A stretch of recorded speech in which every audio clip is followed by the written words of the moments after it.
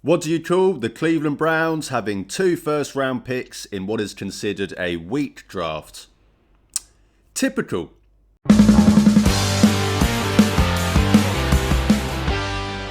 Hey guys, welcome back to my channel, or if you are new here, then please do me a favour and hit that subscribe button. So, as promised, NFL draft content is here from now until the draft. All I will be talking about on this channel is the NFL draft. That is unless, I don't know, Myles Garrett gets traded before then or something like that. Other than that, it is just NFL draft, and I'm going to kickstart the NFL draft coverage here. I say kickstart, I've done a little bit, but kickstart the 2-week finale as we roll into the draft, talking about the Browns' options with those first-round picks, obviously mainly the 6th overall pick. What I mean by options, I don't mean individual players. We will get into that in further videos, talk more about the prospects, themselves. Whereas in this, I want to talk more about the idea of what to do with that 6th pick in relation to, do you draft best player available? Do you target offensive tackle? Do you target wide receiver? Do you trade back? All of that stuff, and kind of give my thoughts of where I'm at and what I would be hoping for the Browns to be able to do with that, in particular, as I said, 6th overall pick in this year's draft. So don't want to waste any time and just jump straight into it. And as I said, I think, the 4 kind of main options that I will talk about here, don't get me wrong, like, you could tie other things into this, but to keep it as simple as possible, as I said, do you draft the best offensive tackle available? Everyone knows that the Browns, especially at left tackle, that has been a need since Joe Thomas retired. DeJuan Jones, I don't think, is bringing anyone much excitement as the potential starting left tackle. If he can get back to the form we saw from him as a rookie, maybe people would be a bit more excited. But 3 season-ending injuries, hasn't finished the season, so not really something that you can use to provide you much hope or exactly plan around. So offensive tackle is obviously a need. They traded for Titus Howard, which, don't get me wrong, is a band-aid. It's putting a plaster on it, but that's not exactly a long-term option by any means. Titus Howard is right tackle by trade, will play right tackle. He has said that himself. But this is a guy that, it's not the Browns have to draft a left tackle. They could draft a right tackle. Maybe you move Titus Howard to left tackle and start the rookie at right tackle. Maybe you vice versa. I don't know. Maybe you put Elton Jenkins at left tackle while you get that rookie acclimated. So it's not a matter of it has to be a left tackle, but obviously left tackle is the one position that has, on that line that has been left with a glaring hole, and obviously is something that should be taken into consideration. Do you draft the best wide receiver available? Now, this would obviously be Carnell Tate to most people. Carnell Tate is what is getting, not just from Browns fans. I mean, you look at most mocks, I think most people will probably have Carnell Tate there at 6 for the Browns. It does seem to be one of those matches that people think is made in heaven, and they are obviously, mocking that. And I mean, half of Browns Twitter is essentially advocating and campaigning for this to be the pick. Don't get me wrong, this could be Mackay Lemon if that's your taste. This could be Jordan Tyson if that's your taste. I don't think you would draft Jordan Tyson at 6, but maybe someone out there would. But as I said, drafting the best wide receiver available, everyone knows how bad this wide receiver room is. We don't need to, spend too much time on that. It is something that is one of the worst wide receiver rooms in the NFL, if not the worst. You got Jerry Jeudy in there, who, yes, had over 1,000 yards, set the Browns franchise record for receptions 2 seasons ago, had a great season that year. But obviously outside of that, the previous seasons where he struggled, obviously with drops, etc. like that. Last season, which was just an absolute disaster for Jerry Jeudy. If that's your only kind of option, shall we say. I mean, Tillman is in there. Tillman doesn't, similar with DeJuan Jones, this is a guy that can't stay healthy. Isaiah Bond did show some flashes last season. That is someone that you could maybe look to and say there is something we can work with there. Malachi Corley. I mean, obviously not as a traditional wide receiver per se, but a guy that they used in that kind of quick game, used obviously for those end arounds, etc. Finally found someone that looked like could have some success at that. So you do have guys in there that I'm not saying that there's nobody in there, but in terms of a legitimate number one wide receiver, that is nowhere to be found in the Cleveland Browns wide receiver room and in that offense. And they've not had a number one wide receiver. Amari Cooper and Josh Gordon, pretty much the only two names that, I mean, some people can pull up some other names, but in terms of true number one wide receivers, and even Amari Cooper, as good as he was, some people would still argue is not a true number one wide receiver. So it's obviously a big position of need for the Browns, and that is why, especially Browns fans tend to be Ohio State fans if they're from the area. It's easy to see why Charnel Tate is, kind of the apple to a lot of people's eye here. So, that's obviously the wide receiver. And then BPA, which, don't get me wrong, like I've normally been a proponent of. Obviously, I'm kind of giving away where this is going to come in my ranking, but I'm normally being a proponent for this in terms of like, well, you should just draft BPA, especially if you're a good team, you should draft BPA, draft the best player that can come and impact your team now. If you're a bad team and you don't think you're going to compete, I've usually had the outlook of, well, just still draft BPA because you're not competing next year. You might as well collect as many good players as you can. But in a draft this year that is, shall we say, weaker maybe than other drafts in recent years, and obviously the positions, shall we say, that the best players play at, maybe this isn't as good of an idea. But as I said, we'll get into that with the rankings. And then finally, obviously, trading back. This is another one that probably causes a lot of conversation on social media. People like myself, people that like the value game, especially, as I said, in a weaker draft, the more assets you can get, the better, in my opinion. Whereas obviously other people will sit on the side of, I'm tired of trading back. How many times have the Browns traded back in the past? I mean, before last year, most of those trade backs, you did look back on and say didn't go too well. And you'd rather just sit there and take the best player and take good players. So completely understand, obviously, that from both sides. So the actual crux of this video is, where do I kind of rank all of that? Where am I looking at going in terms of all of that? What would be my preferences? And I will kick it off with number one, I suppose. Let's not bore anyone and tease anyone and try and go from 4 to 1. And number one for me, I kind of probably gave it away there a little bit, but it would be a trade back. And obviously that comes with a caveat. If the Browns trade back to like 20 and only pick up like, not that great of a haul, obviously no, that's not a good thing. If you trade back to 20, you 100% would be getting a 2027 first round pick. But as I said, it obviously comes with caveats. And the best trade back scenario that obviously is the most obvious one, it's the one that every Browns fan, everyone that's predicting any kind of trade back, that these are two teams that you're looking at, and that is of course Dallas sitting there with the 12th and 20th picks in the first round, obviously coming up to 6. Team that has got draft capital, has been, obviously through the trade, especially the Micah Parsons trade, they've spent a little bit of that draft capital bringing in some guys.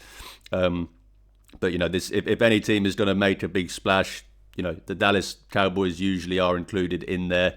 As I said, they got the 12th and the 20th pick. They're sat there at 12. If they want an edge rusher, one of these top edge rushers, what's the chances that they fall to 12? I think unlikely.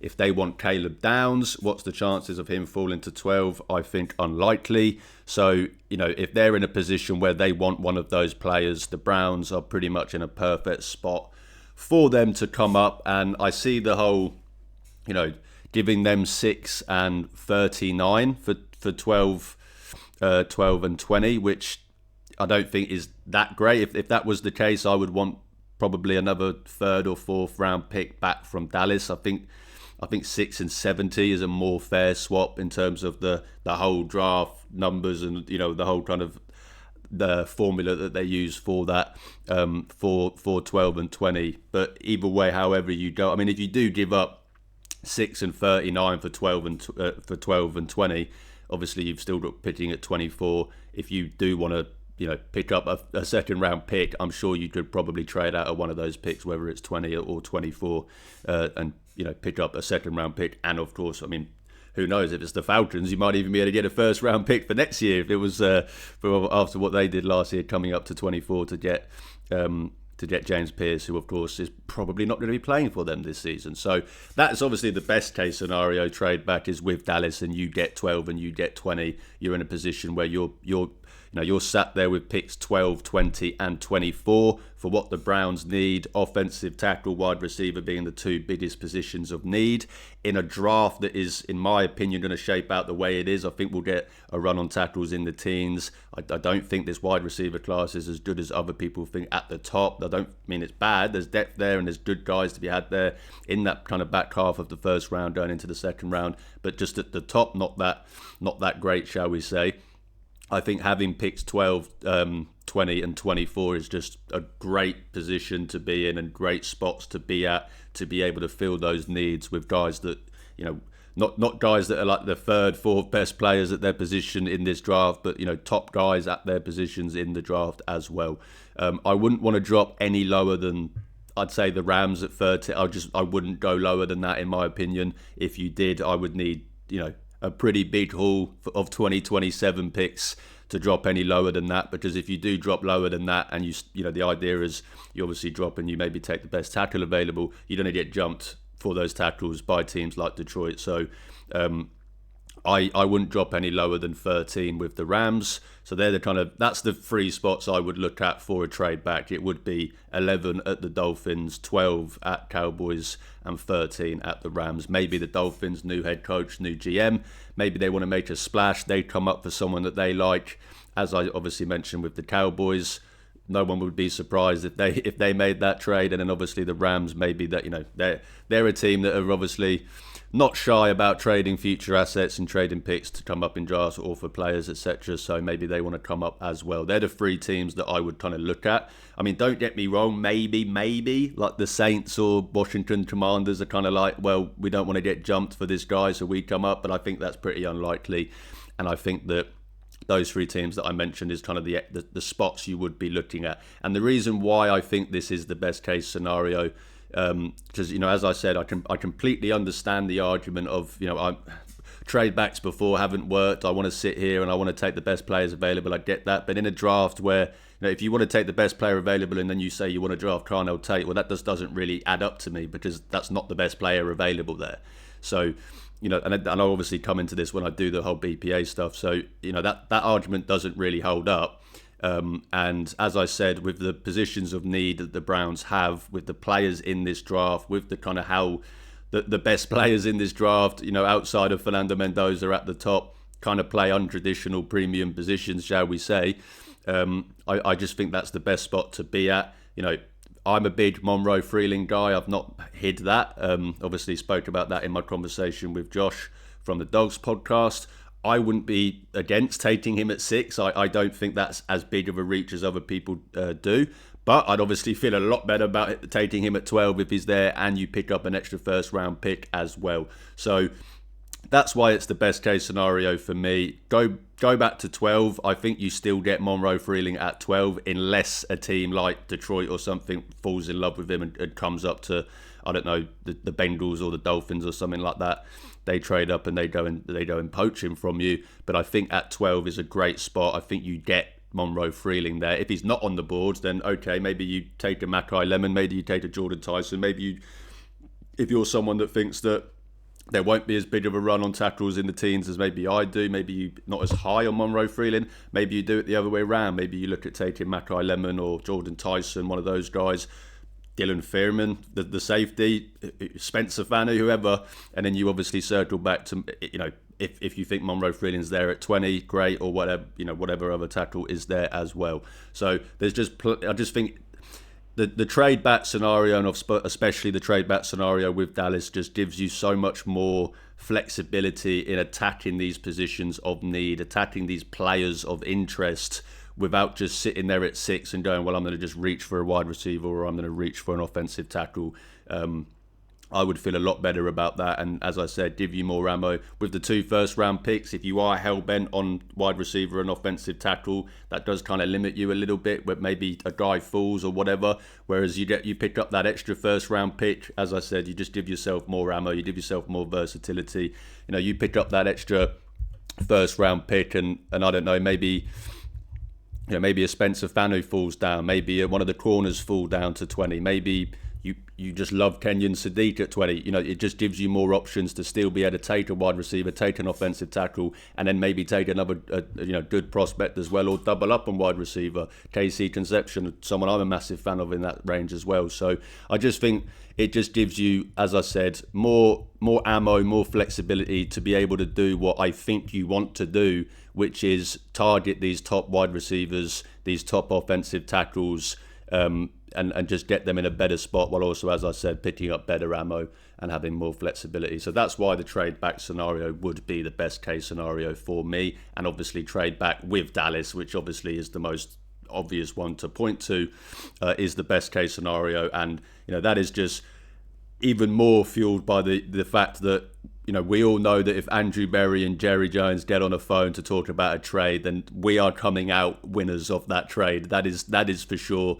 I am very confident that Andrew Berry will be able to fleece Jerry Jones. We can obviously look to the trade back last year. It's just been announced that Travis Hunter is pretty much going to be full-time corner. They gave up a quarterback package essentially to come up for now what might just be a corner. I don't think anyone can sit here and tell you that the Browns don't currently look like they got the better out of that trade. So that's the best case scenario for me. Second, I won't take as long on the rest of them because I think I've kind of brushed on a lot of that stuff as well. Second best case scenario for me would to just be take the best offensive tackle available. This might be controversial to some, but the way that I see this is that either Francis Mauigoa or Monroe Freeling is going to be there at 6. I am 99.99999% certain of that. If you're someone that thinks that Francis Mauigoa is a guard, you might be going, well, what does that mean? Okay, fair enough. But I do think that Francis Mauigoa can play tackle, and maybe you don't switch him to left tackle, you keep him at right tackle. But if that is the case, I still think he's one of, if not the best offensive lineman in this draft. And obviously, as I said, with Titus Howard, he's not exactly someone that is guaranteed to start at right tackle for the next 5 years. There's obviously versatility with him. You can move him to the other side or whatever you want to do with it. Francis Mauigoa, Carnell, and Monroe Freeling are two guys that I am very, very high on. I've kind of, as I mentioned earlier, I'm a lot higher on Monroe Freeling than others. I would actually be comfortable taking him at 6. I know a lot of people wouldn't be. But as I said, even Spencer Fanu, if you want to throw him in there, maybe this is someone that, is he a left tackle? No, I definitely don't think so. Is he a right tackle? Maybe, I'm not so sure. Is he a guard? Well, he'd be a damn good guard. And obviously, I wouldn't be that against taking him. I say that again. I would be a little bit against taking him at 6, but in a trade back scenario, I wouldn't be as against it. But as I said, Mauigoa and Monroe Freeling are going to be there at 6. I'm high enough on those guys to feel comfortable taking them at 6, and I'll explain obviously why that's not so much the case with wide receiver in a minute. But that's just how I feel about those two prospects. I would be, fine with taking those guys at 6. Yes, best case would be trading back and getting Monroe Freeling. But I just think, if you are, don't get me wrong, you shouldn't do this. I'm not saying that this is what the Browns will do. You should never go into a draft going, right, well, I'm just going to take the best offensive tackle available no matter what. So obviously I'm kind of like stretching the reality here to kind of make this into a fun video idea, shall we say. You're never going to actually be like, well, it has to be offensive tackle, but just playing this game of it has to be offensive tackle at 6. Mauigoa or Monroe Freeling is 99.99% I'm going to be there. And I would feel a lot more comfortable taking a Mauigoa at 6 or a Monroe Freeling at 6 than I would with those wide receivers. So that's why offensive tackle is higher on this list for me. And then this is probably going to get weird, but I again, caveats. Third would be just go BPA, but again, with a big caveat. And I say that because, if BPA means taking Caleb Downs at 6, don't get me wrong, if they passed on offensive tackles or whatever, if I obviously would prefer a trade back, but I'm not going to sit there and go, oh my God, I can't believe that my team drafted Caleb Downs. I mean, Caleb Downs is so fucking good. So it's not something that I'm going to be like, oh, this is the worst thing ever. It's very hard for me to be able to get that mad. Sonny Styles, I'd maybe like, don't get me wrong, Sonny Styles, you can make an argument for one of the best players in this draft, if not the best player in this draft. But maybe I'm just because of the position that he plays and obviously what we have currently on the roster, I might be a bit more like, but I'd still be like, fucking Sonny Styles. Can't wait to watch Sonny Styles. David Bailey. I mean, I'm not as high on him as others. Ruben Bain, I'm not probably as high. Well, I say I'm not high. I'm probably about the same with most people on Ruben Bain. But if you took those guys, yes, I'm going to be sat there going, oh, for fuck's sake, why did we draft another defensive lineman? I would also be sat there going, are we trading Myles Garrett? I think so.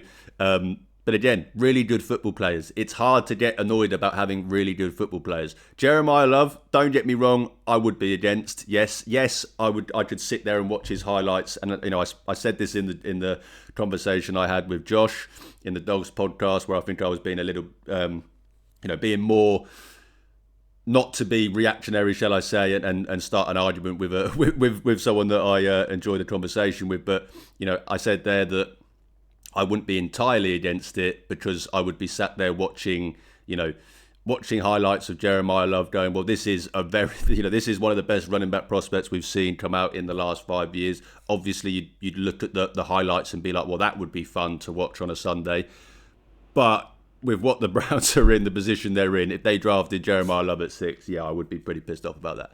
But the reason, as I said, why BPA comes ahead of wide receiver in this position is purely because if you're sat there at 6, and to give it away, wide receiver, in this same reality that I'm kind of warping here, where this would never happen, because you would never say, I have to draft a wide receiver, nothing else. But if that was the case, the reason why that would be behind best player available is because let's say that Carnell Tate goes, and like Carnell Tate is drafted 5 by the Giants, 3 by the Cardinals. Maybe they want to pair him with Marvin Harrison Jr., see if that can bring him back to what people thought he was going to be. Then you're sat there telling me that you have to draft either Mackay Lemon or Jordan Tyson at 6.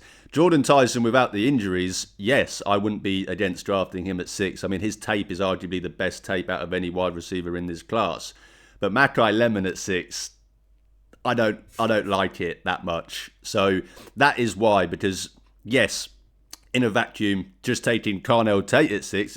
If it's just take Carnell Tate at 6, then let's put that at 2.5.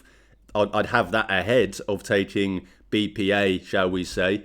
But obviously that's not a guarantee. Carnell Tate could be gone. So if it is a matter of I have to take wide receiver, Carnell Tate is gone, I would rather just take Caleb Downs at 6 than draft a Mackay Lemon at 6. If Arvell Reese fell to 6 or something like that, I'd rather take them at 6 than take Mackay Lemon or Jordan Tyson with his injury concerns at 6, because as I said, it's no guarantee that Carnell Tate is going to be there. I think he'll be there, just because I don't think any of these wide receivers are actually top 10 picks per se. I don't think in any of the good drafts, better drafts that we've seen in the last few years, that any of these wide receivers would go in top 10 of any of those drafts. I don't think that at all. So that's kind of where I am at with it. So as I said, number one, best case scenario for me would be to get that trade back with Dallas, get 12, get 20. Maybe you pick up a third and a fourth if you give up 39. That's certainly what I would be asking for. I wouldn't just straight up swap 39 and 6 for 12 and 20. So maybe you pick up, as I said, another third or fourth as well, or you give up 12 and 6 and 70 for 12 and 20. That would be the best case scenario for me. As I said, Rams, Dolphins, I think they could be in play, and if that's the case, obviously they're teams that don't have aren't doubled up on first round picks. So the Rams were until they traded it for McDuffie. But they're teams that obviously, if that was the trade, you would be looking at getting a 2027 first round pick, which if it was the Dolphins, I would be very interested in taking their 2027 first round pick. Not so much the Rams, but I definitely would be interested in taking the Dolphins. So that's why that would be number one on my kind of best case scenario, is what I would be looking to do if you could. Number two, as I said, take the best offensive tackle on the board, but because I believe that Francis Mauanoa or Monroe Freeling is definitely going to be there at 6, whereas with the wide receivers, I don't think they should, but there is a chance that Carnell Tate goes before 6. And if you are sat there saying I have to take a wide receiver and it's Mackay Lemon or Jordan Tyson, I'm not very comfortable with that, which is why, as I said, BPA, which normally I would be sat here saying is your number one option. But I just think with the position that the Browns are in, with the kind of what this draft is, it's a little bit of a weaker draft. The talent, the creme at the top, the creme de la creme talent is a fucking running back, linebacker, it's safety, not exactly premium positions. So that is why that is free. And then, as I said, wide receiver is at 4. But there's plenty of ways that they could do this, because it is as I said, a slightly weaker draft. They're in the position that they're in. It's not going to be a case of maybe as much in previous drafts where it's like, if you take this player, I'm fucking throwing my shit out. Like, I'm not gonna. I've said this before. While I don't think you should draft Carnell Tate at 6, I don't think he's worth the 6th pick. I'm not going to sit there if it happens and go, oh my God, my team drafted a really good wide receiver from my favourite college. That's just, I can't, that would be quite silly of me to do. Yes, I can sit there and say, well, I probably would have done this, I'd have rather have done that, but I'm not going to be so angry that there's smoke coming out of my nose and you're not going to see me on my video covering that at whatever it is, about 3 in the morning on that Friday morning, probably about 3 hours out from me going to the airport for my holiday. So hopefully that's not the, hopefully they don't, that thankfully that is the case, because I won't be getting into that much of a outburst, shall we say. Don't get me wrong, if they take Jeremiah Love at 6, even though I don't think he'll be there at 6, because I just think the Cardinals and the Titans are going to be dumb enough to do it, then yeah, I probably would be throwing my stuff out. But I'd probably play some of the highlights and cry to it just to make myself feel a bit better and be like, well, we're going to suck, but at least he'll be fun, I suppose. And obviously Caleb Downs as well. I can't be against taking it, So it's more so than previous drafts. I'm not going to be quite as like, what the fuck are we doing? I mean, don't get me wrong. If they take Blake Miller or Caden Proctor at 6 overall, then yes, I am throwing my shit out, going, what are we doing? But cross fingers, I think that is a very unlikely outcome compared to last year where, drafting Shadur Sanders at number 2, I felt like was a pretty likely outcome and something that I was obviously very, very against. Whereas this year I don't quite have that same kind of levels for it. But it's interesting to see what they're going to do. As I said, they've got a chance with potential trade backs or just having 2 first-round picks anyway. To obviously move around in this draft, get creative in this draft. I am very, very excited for it. We're under 2 weeks away now, and obviously, as I said, it might not be the best draft we've seen in recent years at the top, but that doesn't mean there's not good players to be had. There's not good players available. There's plenty of depth. There's still plenty of good players in this draft, but maybe it's not just quite as premium at the top as we've seen in other years. But I don't think that makes it to the point where we should just be like, well, this sucks and we're not going to get any good players. The Browns will be able to get some good players, and in less than 2 weeks' time we will probably have 4 new Browns to talk about on this channel and on social media and wherever we talk about or you talk about the Browns. So that would do it for me today, guys. As I said, that's my thoughts on it now, just under 2 weeks away from the draft. It hasn't changed that much, to be honest. If you've seen any of my videos throughout the year on this or any of my tweets about this throughout the year, I've been pretty much at the same spot with these tackles and wide receivers and what to do if it does, their pick did fall in the top 10 or top 5 or whatever. So I don't think I've actually changed too much on that. But we'll obviously be doing loads of videos on the draft in these next 2 weeks. Going to have guests on as well. Bit more draft experts than me to talk about some of these guys and what the Browns should do. But let me know your guys' thoughts. Do you completely disagree with me? Are you, no, don't trade back, let's just take best player available at 6? Do you prefer the offensive tackle class to the wide receiver class? If you're going to go with, which one would you go with the first pick? Let me know all of your thoughts on it in the comments below. But as I said, if you do enjoy my content, please drop this video a like, hit the subscribe button. It's free, but it really, really helps out my channel. You can also check the links in the description to see where you can follow and interact with me on social media. As I always say, I'm trying to build a community of Cleveland Browns fans, and even if that means I only get to talk to one fan a day, I'm happy because I'm talking Browns football with the best fan base in the world. Thanks again for watching, guys. Have an amazing weekend. But most importantly, go Browns.